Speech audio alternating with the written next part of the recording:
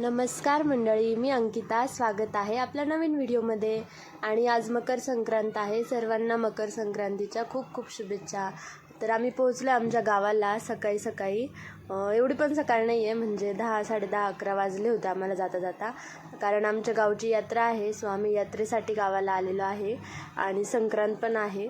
तर हे बघा कशी यात्रा भरली आहे. म्हसोबाची यात्रा असते आमच्या गावी. तर इकडे बघा, हे जे समोर दिसतंय ते मंदिर आहे. बऱ्याच जणांना माहीत असेल हे मंदिर, कारण खूप जागृत देवस्थान आहे. सर्व यात्रेसाठी येतात. तर इकडे बघा, आम्ही मस्त जाताच दर्शन घेतलं आणि यात्रा पण बघून घेतली. किती यात्रा भरली आहे. काही उतरलं नाही खाली, कारण घाई होती, घरी जाऊन नैवेद्य वगैरे करायचे आहेत.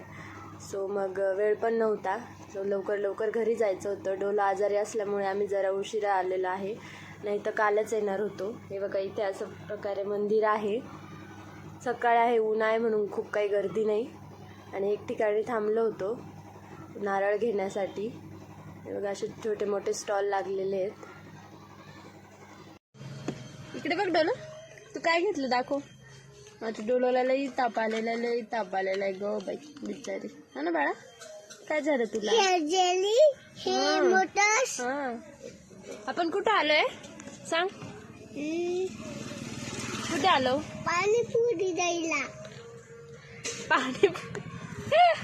पाणीपुरी घ्यायला ना आलो बेटा. आपण यात्रेला आलो ना, मानोरीला आलो ना, गावाला. सांग बरं सगळ्यांना, आम्ही गावाला आलो.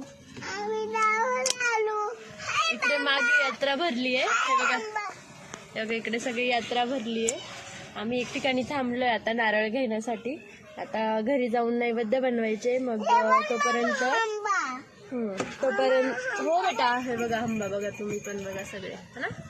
सगळ्यांना दाखव म्हणे, बघा इकडे हंबा आहे बाहेर. हा, आणि डोलोची तब्येत खूप बिघडली आहे. पहाटेपासूनच डोलो खूप जागीच होती. खूप तिला थंडी वाजत होती आणि भरपूर ताप आलेला होता. त्यामुळे मग सकाळी ब्लड टेस्ट केलं. त्यामुळे आम्हाला निघायला उशीर झाला, है ना बाळा.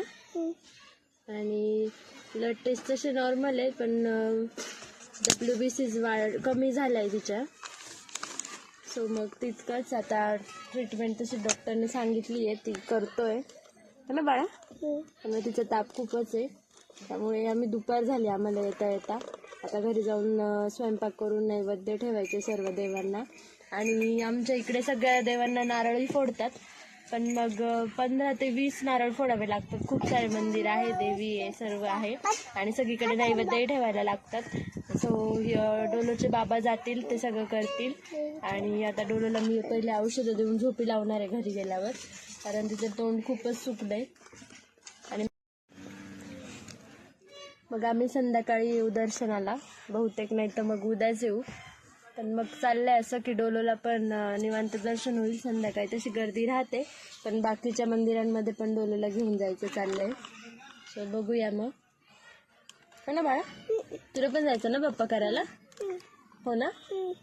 तोंड वगैरे सुजले, शोगले गेले बाप्पा करायला, हो का. खूप जास्त ऊन पडलंय बाहेर. तिला असं वाटतंय की यात्रा भरली, तिकडं का घेऊन जात नाहीये. आणि मी तिला संध्याकाळी आणल. हंबा आहे ना, हे बघा बाहेर एक हंबा आहे ना. आमचं लक्ष सारखं तिकडं चालतंय. आवाज दे हंबाला. काय करती तू? तिकडे बघ. बघितलं, हो ना. काय झालं? डोळ्यातून पाणी येतं सारखं तापामुळे. आम्ही पोहोचलो आता घराजवळ. हे आमचं घर आहे आणि घरी कोणीच नाही आहे. आई आणि भाऊ बाहेर गेलेले जरा, येतीलच ते पण थोड्या वेळात. मग आपण लागूया तयारीला. आणि गेल्या आधी डोलोला झोपण्याचं बघूया, कारण ती झोपली शांत म्हणजे मला फटाफट आवरता येईल. तर हे बघा, लॉक उघडायचं होतं. मग गाडी वगैरे पार्क केली, लॉक उघडलं आणि पहिले आम्ही पूजा केली. हे बघा, अशी छानशी पूजा मांडलेली होती. मग आम्ही दर्शन वगैरे घेतलं. आणि डोलोला त्यानंतर जरा जास्त ताप आलेला होता, मग औषधं वगैरे दिली. आणि बाबांना सांगितलं की पहिला बंदोबस्त करा आता झोपवण्याचा, झोळी बांधण्याचा. मग बाबांनी झोळी बांधली. मग छान डोलोला झोपवायला लावलं. आणि मी घेतलं इथे पुरण करायला. बाकी पीठ वगैरे आईंनी मळून ठेवलेलं होतं. आणि सगळी तयारी केलेली होती. पुरण करून दळायचं होतं फक्त. आणि इकडे बघा असं तूप तयार केलं होतं सकाळी आईने. तर मी इथे पुरण तयार करायला घेतलं आणि बाकी सगळे कामं आता करायचे होते, नैवेद्य वगैरे. आणि इकडे बघा आजोबांना ड्युटी लावलेली आहे, डोलोला झोपी लावायची, झोका देण्याची. ते बसले होते तिथे. आणि इकडे माझं काम सुरू झालं होतं. आणि हे बघा सार पण करून ठेवलेलं होतं आईंने. आता फक्त भजे आणि कुरड्या नैवेद्य वगैरे करायचं होतं. त्यानंतर सगळं झालं, नैवेद्य ठेवले, घरच्या देवांना ठेवले आधी. त्यानंतर मग बाबांना जायचं होतं नारळ फोडण्यासाठी, डोलोच्या बाबांना. सो इथे बघा इतके नैवेद्य तयार केले. 40-50 नैवेद्य करावे लागतात, कारण 20 मंदिर आहेत. सगळीकडे नारळ फोडायचा असतो आणि नैवेद्य ठेवायचे असतात. हे 3-4 तासांचं काम आहे. सो बाबा दुपारी गेले आणि संध्याकाळी आले डायरेक्ट. खूप उशीर झाला होता. तोपर्यंत मी संध्याकाळची देवपूजा केली. हे बघा अंधार झाला होता. रांगोळी काढली छानशी. आणि घरात मग आजी आजोबा आणि डोलोची मस्ती चालू होती. सो इकडे बघा इथे छोटीशीच रांगोळी काढली, कारण बाकी सगळंच आवरता मला संध्याकाळ झाली आणि संक्रांत होती. सो मग पटपट आवरून घेतलं. हे बघा किती शांतता असते गावाकडं. असं वाटत नाही की कोणतं सण आहे, कारण संक्रांतीचा आवाज नाही, काय नाही, एकदम छान शांतता अशी. त्यानंतर चहा ठेवला आणि इकडे बघा दूध पण तापवायला ठेवून दिलं. आणि सकाळचा स्वयंपाक तर पुरणपोळीचा होता, त्यामुळे कोणी ते परत खात नाही, त्यामुळे कोणी ते खाल्लं नाही.